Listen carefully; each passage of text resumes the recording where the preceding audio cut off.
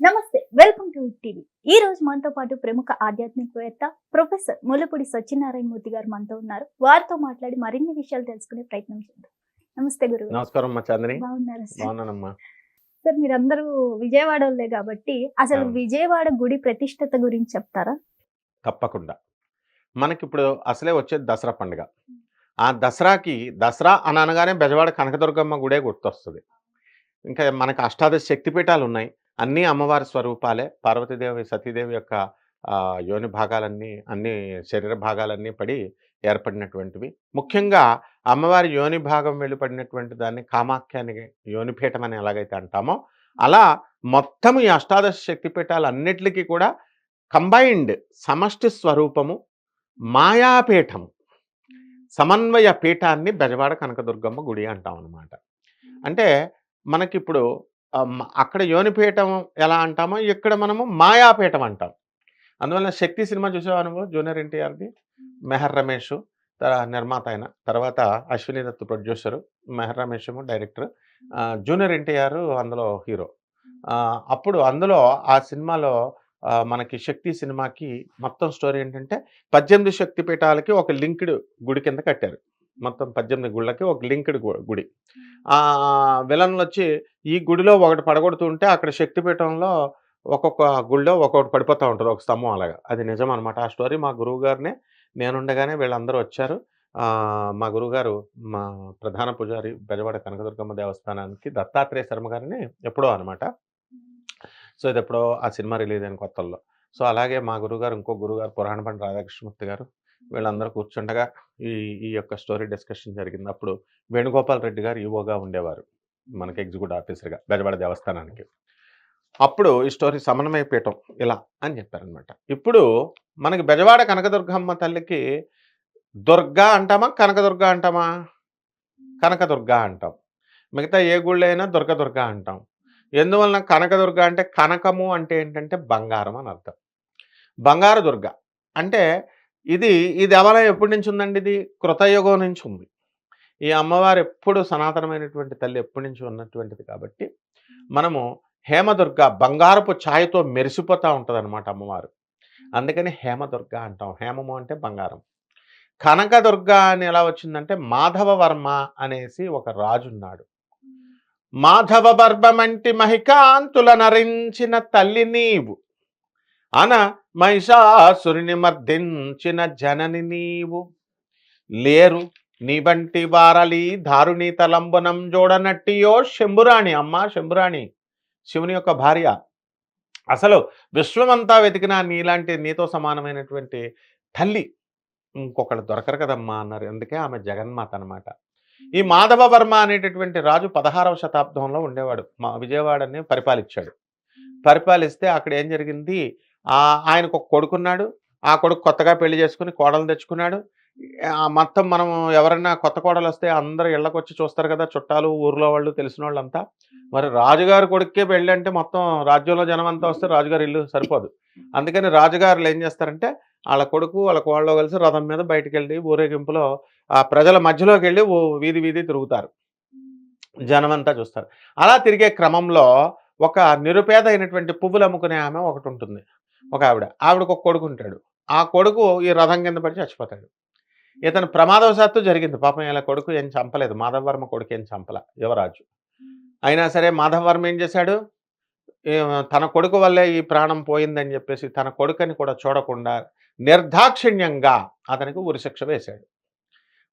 మరణశిక్ష విధించాడు. మరణశిక్ష విధించాడు కాబట్టి అతని యొక్క ధర్మ నిరతకి మెచ్చుకొని బెజవాడ కనకదుర్గమ్మ తల్లి ఏం చేసిందంటే బంగారపు వర్షాలను కురిపించింది. బంగారపు యాసిడ్ రైన్స్ లాగా, మినరల్ రైన్స్ ఎలాగైతే వస్తాయో, వడగళ్ళ వర్షం ఎలా వస్తుందో, బంగారపు చినుకులతో వర్షం వచ్చేసింది.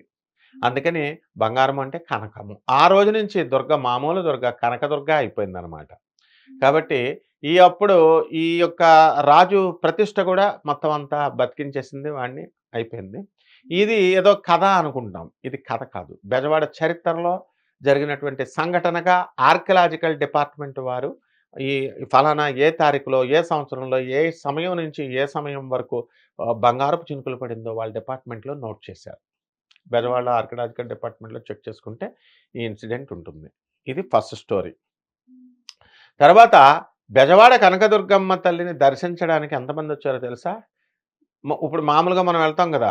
అందరూ ట్రైన్ ఎక్కేసి, బస్ ఎక్కేసి, ఫ్లైట్లు ఎక్కేసి వెళ్తాం. అలాగే సిద్ధులు, గంధర్వులు, కిన్నెరులు, కింపురుషులు, నాగులు వీళ్ళందరూ డైలీ అమ్మవారిని దర్శనం చేసుకుంటారు. మాయాపీఠం, మాయ మహానగరంలో మాయగాడులాగా అమ్మవారు ఆ యొక్క మాయగా మహామాయ అన్నారు. యా దేవి సర్వభూతేషు మాయా రూపేణ సంస్థిత నమస్తస్యై నమస్తస్యై నమస్తస్యై నమో నమః. అమ్మవారు మాయా రూపం కాబట్టి ఆమెను దర్శించుకోవడానికి ఇంతమంది ప్రతిరోజు వస్తారు. వాళ్ళు మనకు కనబడరు అనమాట. మరి ఈ గుడి ఎప్పుడు ఏ కొండ మీద ఉందండి? ఇది ఇంద్రకీలాద్రి పర్వతం మీద ఉంది. ఇంద్రకీలాద్రి పర్వతం ఈ రోజు వచ్చింది కదా, అది భూమి తయారైనప్పటి నుంచి ఉంది. అది ఎలా ఏర్పడిందంటే కృతయుగంలో నుంచి అమ్మవారు అక్కడ వెలిశారు. అయితే అమ్మవారు వెలుసుంటే కీలుడు అనేటటువంటి ఒక యక్షుడు ఉన్నాడు. ఇంద్రకీలుడు అతని పేరు. ఆ కీలుడు అనేటటువంటి వాడు ఘోర తపస్సు చేశాడు. అమ్మవారు ప్రత్యక్షమైంది.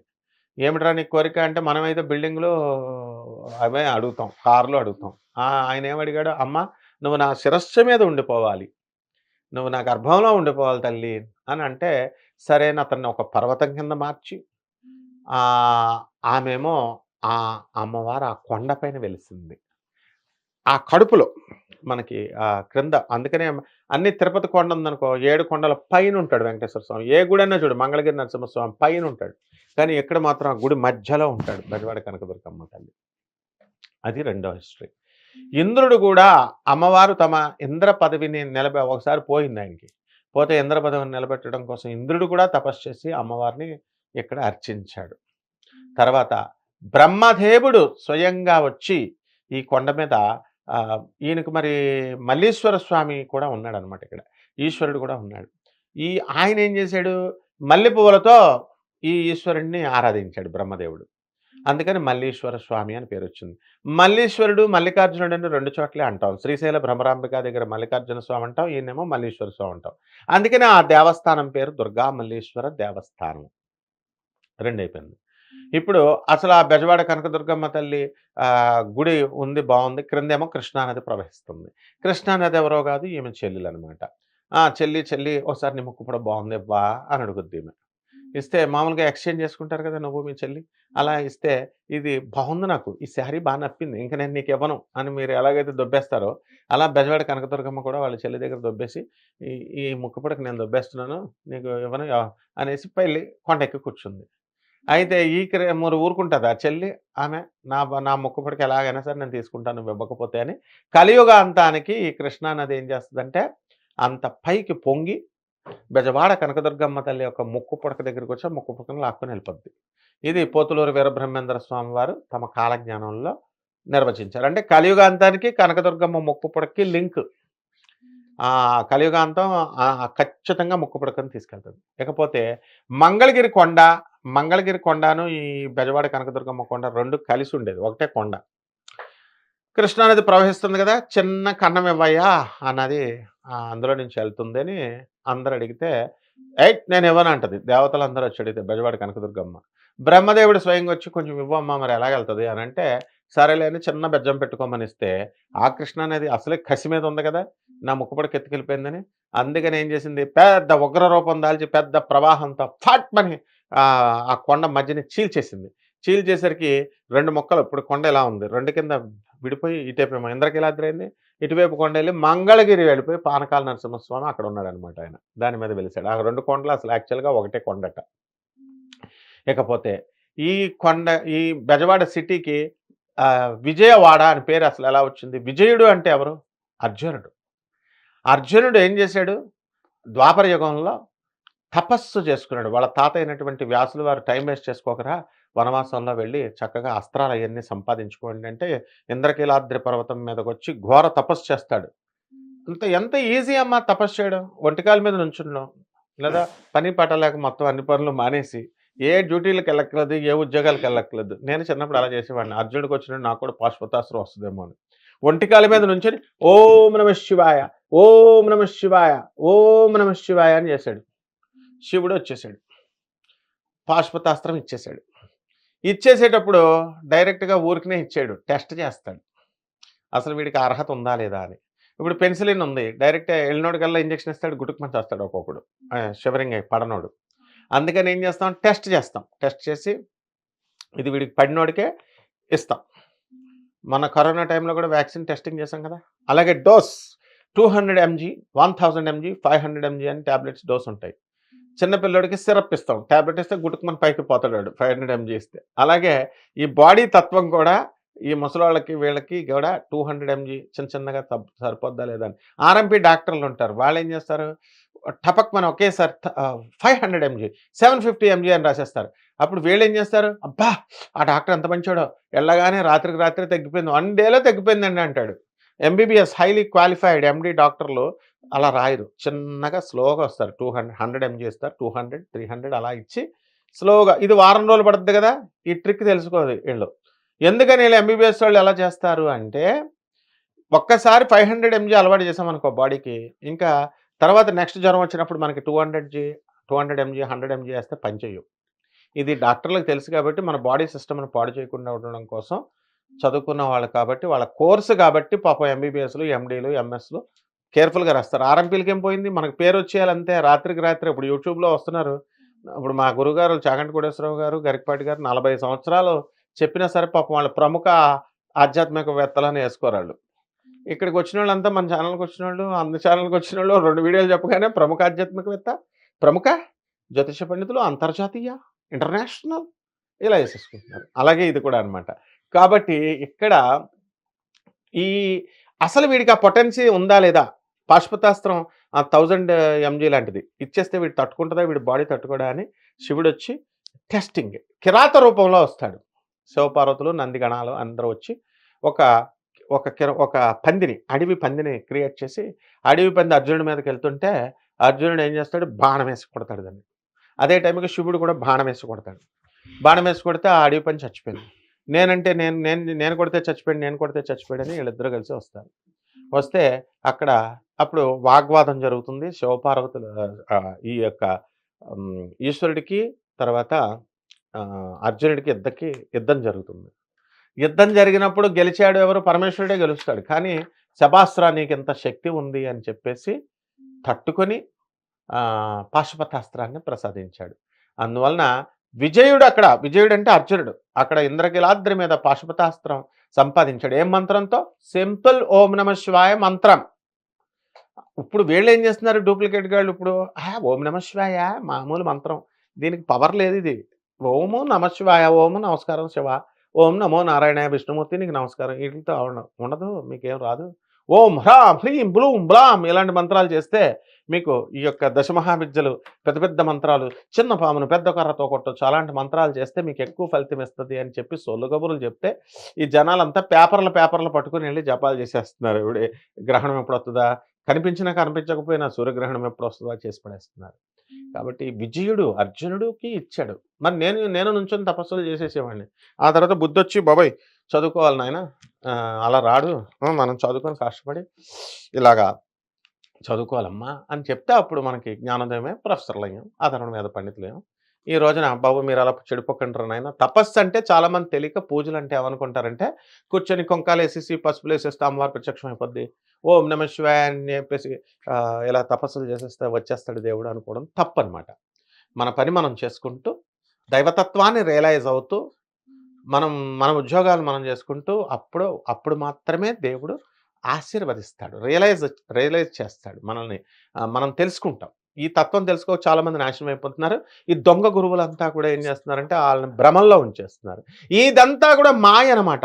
ఈ మహామాయను విచ్ఛిన్నం చేసేదే దుర్గాదేవి. దుర్గతి నాశిని దుర్గే జయ జయ, సద్గతి దాయిని సదయే జయ జయ. దుర్గతుల్ని నాశనం చేస్తుంది అమ్మవారు, చెడ్డ యొక్క గతుల్ని. సద్గతుల్ని అమ్మవారు మంచి గతుల్ని మనకిస్తుంది. ఈ సందర్భంగా మనకి బెజవాడ కనకదుర్గమ్మ తల్లి యొక్క వైభవం మనము బెజవాడలో మనం చూస్తాం కాబట్టి ఆదిత్యరామ్ గారు ప్రముఖ మ్యూజిక్ డైరెక్టర్ గారు ఈయన. ఒక పాట అమ్మవారి మీద పాడండి స్వామి. నవదుర్గల మహిమ చూడ మనకిది తరమా, నవదుర్గల మహిమ చూడ మనకిది తరమా, మము బ్రోవగరావమ్మ విజయ దుర్గమ్మ. నవదుర్గల మహిమ చూడ మనకిది తరమా, మము బ్రోవగరావమ్మ విజయ దుర్గమ్మ. దుర్గతి నాశిని జై జై విజయ దుర్గమ్మ. దుర్గతి నాశిని జయ జయ విజయ దుర్గమ్మ. కనకాంబర ధారిణి మా కనక దుర్గమ్మ. నవదుర్గల మహిమ చూడ మనకిది తరమా, మము బ్రోవగరావమ్మ విజయ దుర్గమ్మ. విజయవాడలో వెలసిన విజయ దుర్గమ్మ అమ్మ. విజయవాడలో వెలసిన విజయ దుర్గమ్మ. విశ్వమాతవమ్మ నీవు విజయ దుర్గమ్మ. సర్వశక్తి రూపిణి సర్వకాల వ్యాపిని. నవదుర్గల మహిమ చూడ మనకిది తరమా, మము బ్రోవగరావమ్మ విజయ దుర్గమ్మ. దుర్గతి నాశిని దుర్గే జయ జయ. సద్గతిదాయిని సదయే జయ జయ. మాధవ వర్మ వంటి మహికాంతుల నరించిన తల్లి నీవు. మాధవ వర్మ వంటి మహికాంతుల నరించిన తల్లి నీవు. అనమహిషాసురుని మర్దించిన జనని నీవు. లేరు నీ వంటి వారలి దారుణి తలంబున చూడనట్టియో శంభురాణి. దుర్గే దుర్గే విజయ దుర్గమ్మ. అంబా భవానీ విజయవాడ కనక దుర్గమ్మ శరణమమ్మ. ఈ విధంగా మనకి బెజవాడ కనకదుర్గమ్మ విజయవాడ కనకదుర్గమ్మ అయింది. విజయుడు పేరు మీద, అర్జునుడి పేరు మీద ఆయన ఏం చేశాడు, నేను అక్కడ తపస్సు చేశాను కాబట్టి అని చెప్పి అక్కడ శివుడు క్రింద పాత దేవాలయం అని ఉంటుంది, పాత గుడి అని ఉంటుంది క్రిందే బెజవాడ కనకదుర్గమ్మ గుడి కింద బ్రాహ్మణ వీధిలో. అక్కడ ఆ శివుడిని ప్రతిష్ఠ చేశాడు. విజయేశ్వర స్వామి అంటాం ఆయన్ని. కాబట్టి అర్జునుడి పేరు మీదగా వచ్చింది మనకి. ఇంకా అమ్మవారి లీలలు చెప్పాలంటే చాలా ఉంటాయన్నమాట. కాబట్టి ఇవన్నీ శాంపుల్స్. కాబట్టి మనం దసరా వచ్చింది కాబట్టి ఇప్పుడు దసరా అంతా కూడా అష్టాదశ శక్తి పీఠాల్లో అన్ని చోట్ల జరుగుద్ది. కానీ బెజవాడ కనకదుర్గమ్మ దగ్గర దడదల్ ధన్. ఎందువలన మనకి బెజవాడ కనకదుర్గమ్మ తల్లి గుడి, అక్కడ మల్లేశ్వర స్వామి ఉన్నాడు, ఆయనకి పెద్ద పేరు ఉండదు. దుర్గా మల్లేశ్వర స్వామి అంటామా, బెజవాడ కనకదుర్గమ్మ గుడి అంటామా? చాలా తక్కువ మందికి తెలుసు దుర్గా మల్లేశ్వర గుడి అంటే. బెజవాడ కనకదుర్గమ్మ అంటే డామినేటింగ్ సౌత్ సైడ్ దక్షిణ వైపుగా మన బెజవాడ కనకదుర్గమ్మ గుడి ఉంది. ఆ మూలన ఎక్కడో ఉత్తరం వైపు పల్లంలో ఉన్నాడు కాబట్టి ఆయన ఏమి ఎత్తు మీద ఉంది, పల్లంలో ఉన్నాడు కాబట్టి శివుడిని ఎవరు పట్టించుకోరు అక్కడ. కానీ ఇక్కడ బెజవాడ కనకదుర్గమ్మ తల్లి మొత్తము తెలుగు జాతి వారికి అందరికీ కూడా, ఆంధ్ర, తెలంగాణ, అమెరికాల్లో, అన్ని ఇతర దేశాల్లో తెలుగు వారందరికీ కూడా పట్టపురాణి, కామధేనువు, కల్ప వృక్షము అమ్మవారు. అసలు కోరిన కోరికలు ఎవరికైనా సరే తీరలేదు అనేవాడిని ఒక్కడ శాంపుల్ చూపించండి, ఒక్కడు ఉండడు. నువ్వు తిరుపతి వెళ్ళు, వెంకటేశ్వర స్వామి చాలా దేశముద్ర ఆయన. ఎందుకంటే కృష్ణుడు, వెంకటేశ్వర స్వామి చాలా హై లెవెల్ మనుషులు, వాళ్ళు అంతా హై లెవెల్ దేవుళ్ళు, వాళ్ళు తెలివితేటలు ఎక్కువ ఆయనకి.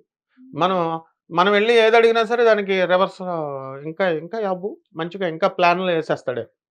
ఈ అమ్మవారు అమాయకురాలు, రాధమ్మ తల్లి.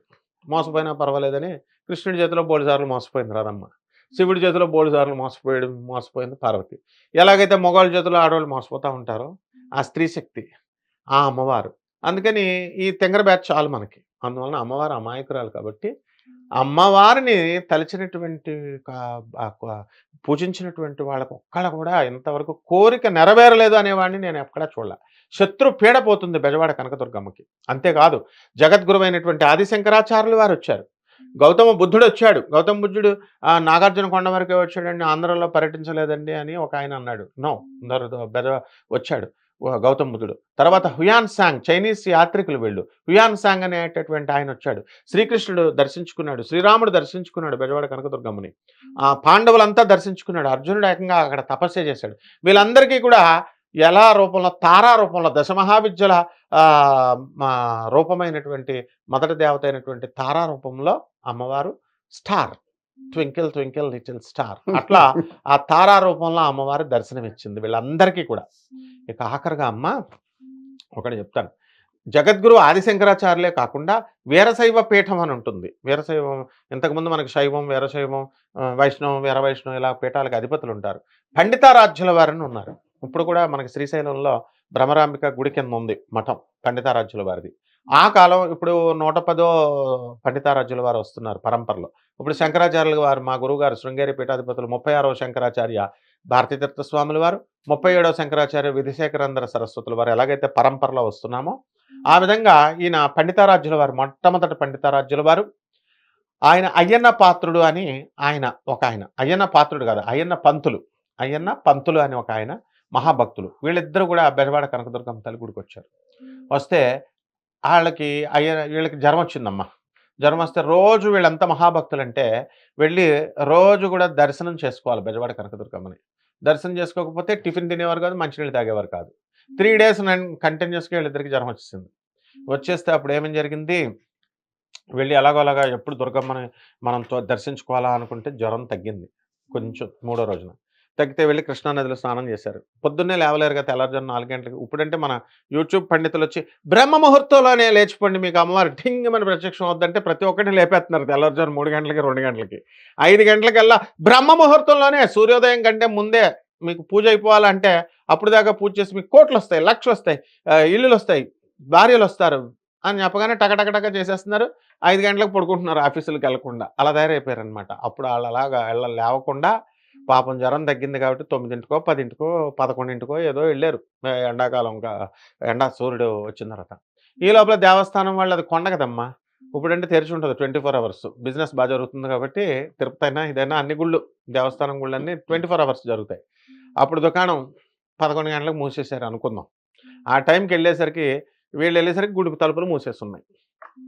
మూసేసరికి అప్పుడు ఆ అయ్యన్న పంతులు గారు, పండితారాధ్యుల వారు ఇప్పుడు నేను చెప్పిన పద్యం చెప్పారు. ఏంటి ఆ పద్యం? మాధవవర్మ పాడతారు చూడండి. దుర్గతి నాశిని దుర్గే జయ జయ, సద్గతి దాయిని సదయే జయ జయ. దుర్గతి నాశిని దుర్గే జయ జయ, సద్గతి దాయిని సదయే జయ జయ. మాధవ వర్మ వంటి మహికాంతుల నరిల్చిన తల్లి నీవు, మాధవ వర్మ వంటి మహికాంతుల నరిల్చిన తల్లి నీవు, అనమహిషాసురుని మర్దించిన జనని నీవు, లేరు నీ వంటి వారలి దారుణి తలంబున జూడనటి యో శంభురాణి. దుర్గతి నాథిని దుర్గే విజయ దుర్గే కనక దుర్గే జయ జయ నమోస్తు. అలా వాళ్ళిద్దరూ పాడేసరికి తలుపులు వేసేసి ఉన్నాయి కదా దుర్గమ్మ గుడి, భళ్ళని తెరుచుకుని దుర్గమ్మ తల్లి దర్శనమిచ్చింది. ఇది చరిత్రలో జరిగిన సత్యం. ఇది పండితారాధ్యుల వారంటే చిన్నాడు కాదు, ఆదిశంకరాచార్యుల వారికే చంద్రమౌళీశ్వర శివలింగాన్ని, రత్నగర్భ గణపతిని ఇచ్చినటువంటి వారు వీరసిద్ధ పండితారాధ్యుల వారు అంటారు. ఆయన వీరసిద్ధ పండితారాధ్యుల వారు. ఇదంతా పరంపర అన్నమాట. సో ఆ విధంగా దుర్గాదేవి అయ్యన్న పంతులు గారికి, తర్వాత మన పండితారాధ్యుల వారికి దర్శనం ఇచ్చారు. మామూలు జనానికి ఇప్పుడు అందరికీ దర్శనం ఇస్తున్నారు. కాబట్టి మనందరం కూడా 365 days అమ్మవారికి దర్శనం చేసుకోవచ్చు. ఈ దసరా టైంలోనే జనం ఎక్కువ మంది వెళ్ళిపోయి కుక్కేసి వికలాంగుల్ని, ఆడవాళ్ళని, తర్వాత చిన్న పిల్లల్ని తొక్కేసి వెళ్ళకూడదు. వీళ్ళు వీళ్ళు చెప్తూ ఉంటారు పండితులు, ఏముంది దుర్గమ్మ దర్శనం చేసేసుకోండి, మీకు దసరా టైంలో ఇంత శక్తులు వచ్చేస్తాయి, అంత శక్తులు వచ్చేస్తాయి అంటారు. ఏమీ అవసరం లేదు. కుదిరినాళ్ళు వెళ్ళండి, కానీ తొక్కిలు అసలు ఉండకూడదు. తర్వాత 365 డేస్ ఎప్పుడు వెళ్ళినా సరే అమ్మవారు ఎప్పుడు కరుణిస్తూ ఉంటుంది, ఎప్పుడు ఒకటే పవర్ రిలీజ్ చేస్తుంది. ఆ దుర్గమ్మ తల్లి అమ్మల గన్నయమ్మ ముగురమ్మల మూల పుటమ్మ, చాలా పెద్దమ్మ సురారులమ్మ, కడుపారగ బుచ్చినయమ్మ, తన్నులో నమ్మిన బేల్పుటమ్మల మనంబుల నుండెడియమ్మ, దుర్గ మాయమ్మ కృపాబ్ధినిచ్యుత మహత్వ కవిత్వ పటుత్వ సంపదల్. ఇది పోతనామార్చుల వారు రాశారు. ఇప్పుడు ఈ రకంగా అమ్మవారిని మనం ప్రతి 365 రోజుల్లో కూడా మనం చేసుకోవచ్చు. అమ్మవారు కామధేనువు, ముఖ్యంగా శత్రు పీడపోతుంది. ఈ దసరాలో మనం ఏం చేస్తామంటే అమ్మ స్నపనం అని ఒక పూజతో స్టార్ట్ చేస్తాం. కలశ స్థాపన చేస్తాం 9 రోజులు. ఇప్పుడు ఈసారి 11 రోజులు వచ్చింది. కలశ స్థాపన చేసిన తర్వాత చక్కగా అమ్మవారికి నిత్యము పూజలు జరుగుతాయి, అలంకారాలు జరుగుతాయి. మొట్టమొదటి రోజునేమో బాలా త్రిపుర సుందరి చేస్తాం. ఇది వరకు స్వర్ణ కవచాలంకృత దుర్గాదేవి చేసేవారు. ఆ స్వర్ణ కవచాలంకృత దుర్గమ్మ తల్లిని మనము అది తీసేసి మహాచండిని పెడితే బాగుంటుంది. ఎందువల్లంటే దుర్గా సప్తశతి అంటే మార్కండేయ పురాణంలో, ఇది స్కాంద పురాణాంతర్గత రేవాఖండంలో కూడా చెప్పబడింది. మార్కండేయ పురాణంలో, స్కాంద పురాణంలో ఈ అమ్మవారి యొక్క దుర్గా సప్తశతి, చండీ సప్తశతి అని వస్తాయి. మరి అందులో ఈ దుర్గా సప్తశతి అంటే 700 శ్లోకాలు, చండీ సప్తశతి అంటే 700 శ్లోకాలు. దుర్గానే చండీ, ఒకటి చండీ హోమం అంటాం దుర్గా హోమం మీద. కాబట్టి నేను మా గురువుగారు అయినటువంటి దత్తాత్రేయ శర్మ గారి దగ్గర, రాజమండ్రికి చెందినటువంటి రమణ సూర్యప్రకాష్ శాస్త్రి గారు, ఇతర పండితుల దగ్గర అధర్వణ వేదం నేర్చుకుని అమ్మవారు మన బెజవాడ కనకదుర్గమ్మ తల్లి లీలల్ని, వైభవాన్ని ప్రచారం చేయాలని నేను స్టూడెంట్ ఏజ్గా బచ్చాగాడుగా ఉన్నప్పుడే the international society for Durga consciousness అని చెప్పేసి నేను ఒక సంస్థను స్థాపించడం జరిగింది. The glories of goddess Durga, Kanakadurga అని. 1992లో నేను కృష్ణా పుష్కరంస్ అండ్ విజయవాడ కనకదుర్గ క్షేత్ర అని ఇంగ్లీష్లో బుక్ రాస్తే, అప్పుడు దత్తాత్రేయ శర్మ గారు మా గురువుగారి దగ్గర తీసుకెళ్తే మిగతా వాళ్ళందరూ అన్నారు, ఏమిటయా నువ్వు ఇంగ్లీష్లో, తెలుగులోనే ఎవడో చదవట్లేదు, ఇంగ్లీష్లో రాస్తే ఎవడో చదువుతాడు అన్నారు. షాపుల్లో ఎవడు పెట్టుకుంటాడు అసలు అన్నారు. షాపుల్లో డబ్బులు పెడితేనే కదా మరి 1 రూపీ బుక్ అనుకుందాం, ఎవరు పెట్టుకోవట్లేదు అని అన్నారు. మా గురువుగారు ఎంత ఎంకరేజింగ్ పర్సన్ అంటే, లేదు మా వాడు రాశాడని ఎగ్జిక్యూటివ్ ఆఫీసర్ గారు మన వేణుగోపాల్ రెడ్డి గారి దగ్గరికి తీసుకెళ్ళి ఆయనకి ఇది చూపించి మావాడు రాశాడంటే, ఆయన ఏం చేశారు, అన్ని కృష్ణా పుష్కరం షాప్స్ ఎక్కడైతే రేవుల దగ్గర ఉన్నాయి అన్ని చోట పెట్టారు, దేవస్థానంలో పెట్టారు. హాట్ కేక్స్లుగా అమ్మడైతే శబాసయ్య ఇంగ్లీష్లో చేయి నువ్వు అన్నారు. అలాగే మా వేణుగోపాల్ రెడ్డి గారు వీళ్ళంతా కూడా ఎంకరేజ్మెంట్ వల్ల ఆ విజయవాడ దేవస్థానానికి మనం సేవలు చేసుకోగలిగాం. ఇప్పటి వరకు కూడా మన సూర్యకుమార్ గారు ఈవోగా, ఆమె డిప్టీ కలెక్టర్ ఖమ్మంగా ఉన్నప్పటి నుంచి కూడా నాకు పరిచయం. ఆవిడ ఫస్ట్ నేను స్టూడెంట్గా ఉన్నప్పుడు, తర్వాత విజయనగరం కలెక్టర్గా చేశారు. ఇప్పుడున్న శ్రీనివాస్ గారు, బ్రహ్మరాంబ గారు, ఇప్పుడున్న మన ఎగ్జిక్యూటివ్ ఆఫీసర్స్, ఆ తర్వాత చక్కగా ఇప్పుడున్నటువంటి ధర్మ మండలి అంతా ఒక ఐక్యతతో చేస్తారు బెజవాడ కనకదుర్గమ్మ తల్లిది. దసరా అనేది నడపడం అంత ఈజీ కాదమ్మా, చాలా ప్రతిష్టాత్మకంగా బెజవాడ దేవస్థానం మీద పడిపోతారు జనమంతా. కాబట్టి వీళ్ళు అనుకుంటారు మేము వీఐపీ దర్శనాలకు వచ్చాం, మేము మమ్మల్ని వెళ్ళనివ్వట్లేదు, వెహికల్స్ కింద పెట్టనివ్వట్లేదు, పైనే పెట్టాలా అని బిల్డప్లు ఇస్తారు. కానీ పోలీస్ డిపార్ట్మెంట్ 24/7 కష్టపడతారు వాళ్ళు. ఈ ఎండోమెంట్స్ డిపార్ట్మెంట్లో ప్రతి చిన్న వాళ్ళు కూడా కష్టపడతారు. అక్కడ భోజనాలు పెడతారు ప్రతిరోజు కూడా మన బెజవాడ దేవస్థానంలో, తిరుపతిలాగా. ఇన్ని కష్టాలతో కూడుకుంది కాబట్టి ప్రజలంతా కూడా సహకరించాలి.